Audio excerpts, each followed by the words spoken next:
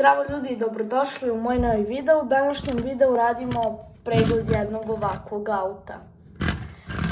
Inače, drugi video na mom YouTube kanalu je bio pregled Lego seta. Ne znam tačno kako se zove, ali znam da ima ovaj auto i još jedan.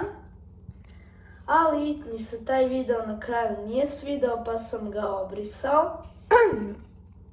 Pa ću posebno uraditi pregled ovog auta i jednog drugog koji je isto iz tog seta. No idemo. Ona stvar koja mi se sviđa na ovom autu je ova ovde značka, ovaj pas. Onda ima tu ova svetla. I ovde isto ima svetla, ovo je tu, zadnji deo je ništa poseban. Jedino što mi se ne sviđa je što nema registarsku tablicu.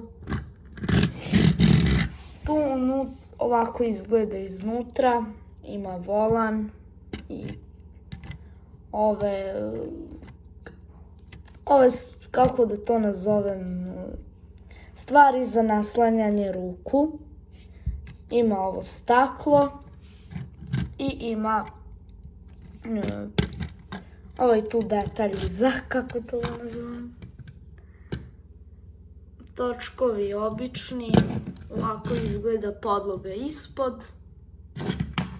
To je to što se tiče ovog videa. Ako vam se video sviđa, lajkujte i zapratite me. Vidimo se u idućem videu, a do tada zdravo i doviđenja.